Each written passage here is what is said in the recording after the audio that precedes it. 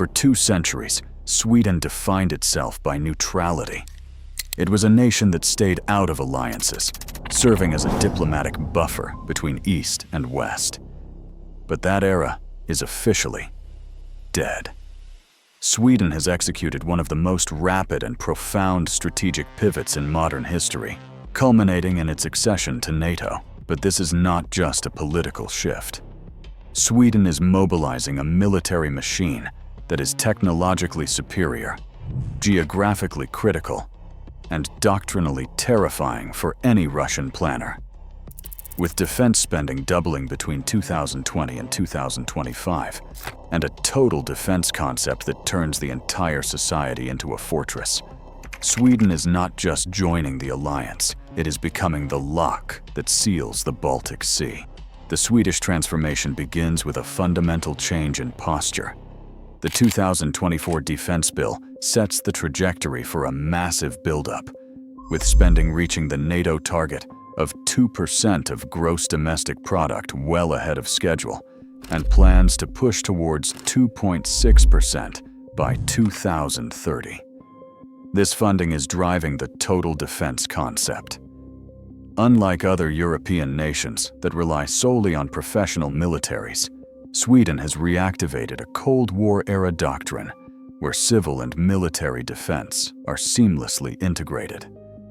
Every sector of society, from transport to energy to healthcare, is legally required to support the war effort. This creates a level of resilience that makes the country incredibly difficult to subdue, even before the first shot is fired.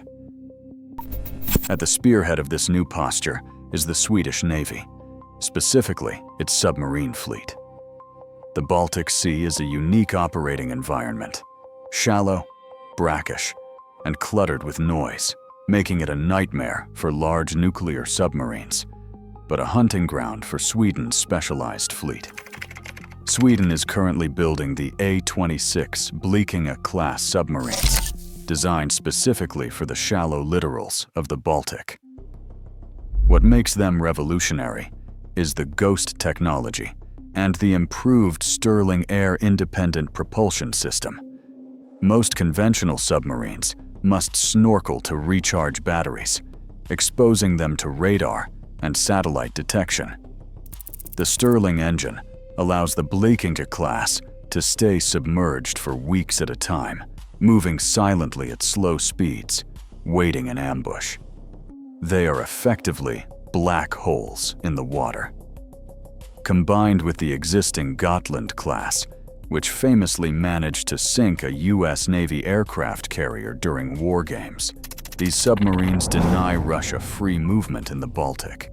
They can mine harbors, insert special forces, and hunt Russian ballistic missile submarines, leaving St. Petersburg. This is an area denial capability that shifts the naval balance of power in Northern Europe. On the surface, the Visby-class corvettes remain some of the most advanced stealth ships in the world.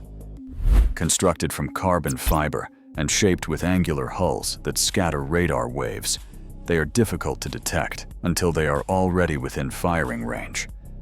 Sweden is now upgrading these vessels with new air defense missiles and anti-ship systems, and simultaneously procuring the new Luleå-class surface combatants. These larger ships will provide the volume of fire and the endurance necessary for prolonged high-intensity conflict, serving as the command nodes for Swedish naval task forces. In the air, Sweden maintains a philosophy that is entirely unique within NATO. While most nations rely on large, centralized air bases, Sweden assumes these will be destroyed in the first hour of a conflict. The Swedish Air Force operates on a dispersed basing doctrine. The JAS-39 Gripen E, the latest iteration of their indigenous fighter, is designed to operate from standard highways and rough country roads. A small team of conscripts and a single technician can refuel and rearm a Gripen in less than 10 minutes in the middle of a forest. This makes the Swedish Air Force almost impossible to knock out with a preemptive missile strike. The Gripen E itself is a sensor beast, equipped with advanced electronic warfare suites that can jam Russian radar and share data instantly with other units. Critically, Sweden has integrated the Meteor beyond visual range air-to-air missile.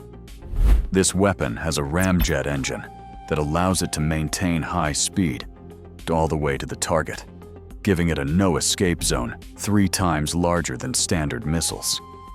Russian pilots facing Swedish airspace have to assume they are being tracked by aircraft they cannot see, launching missiles they cannot outrun, from bases they cannot find. To support air operations, Sweden uses the Global Eye Airborne Early Warning and Control System. This is not just a radar plane. It is a command center. It can track targets in the air, on the sea, and on the land simultaneously at huge ranges.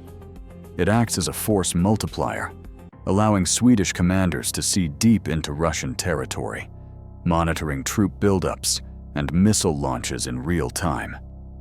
This intelligence is then fed directly to the firing units, creating a kill web that is exceptionally fast and resilient. On the ground, the Swedish army is built for the harsh realities of the Nordic terrain. The centerpiece of their armored force is the Stridsvagn 122, a heavily modified version of the German Leopard 2. Optimized for snow, ice, and forest combat, these tanks feature upgraded armor packages and modern command systems. But the true workhorse is the CV-90 infantry fighting vehicle. The CV-90 is widely considered one of the best combat vehicles in existence. It combines high mobility with heavy armor and a ferocious 40mm autocannon. In Ukraine, the CV-90 has proven incredibly survivable against modern Russian anti-tank weapons, saving crew lives where Soviet-era vehicles would have disintegrated.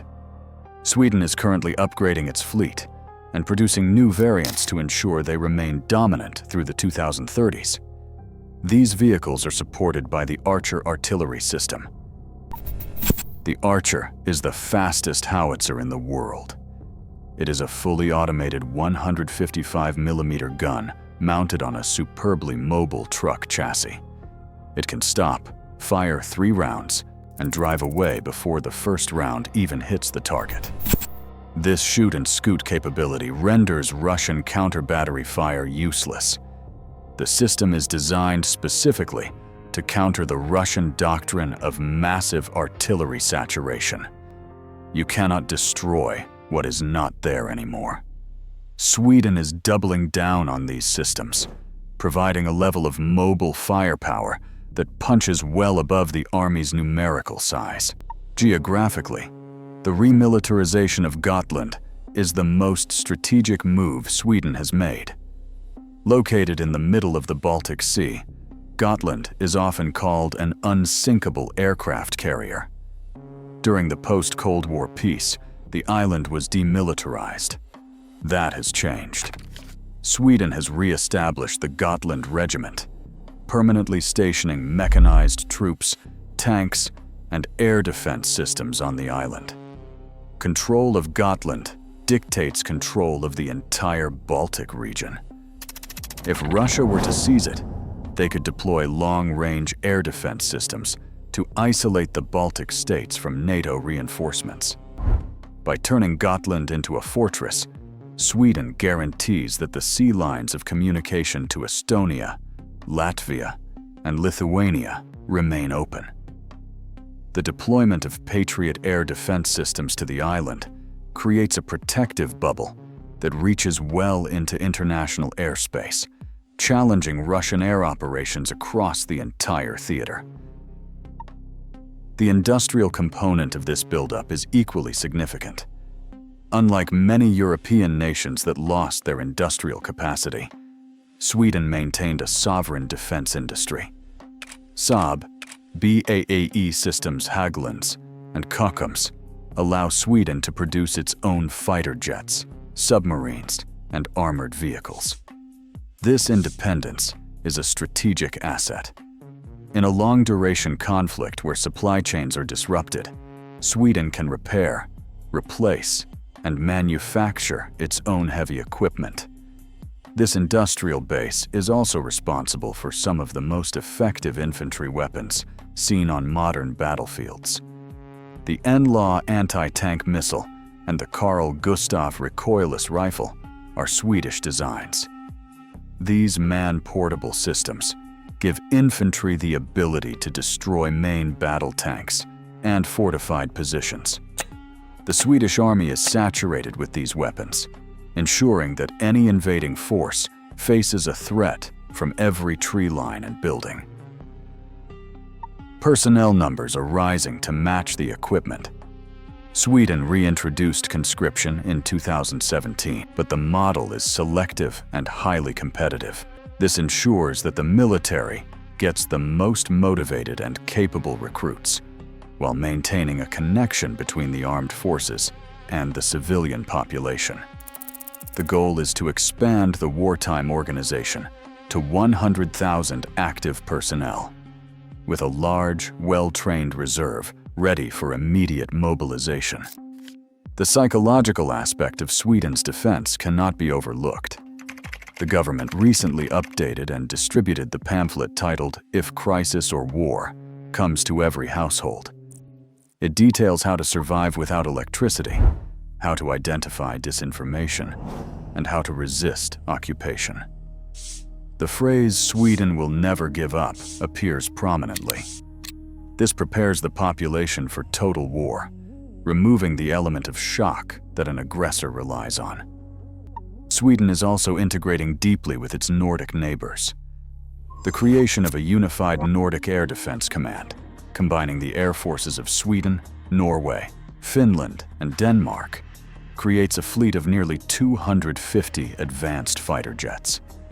This operates as a single operational entity, dwarfing the air power Russia can project in the region. Swedish planners are now fully integrated into NATO command structures, coordinating defense plans for the entire Arctic and Baltic frontier. Want to see how other countries are preparing against Russia? Click here.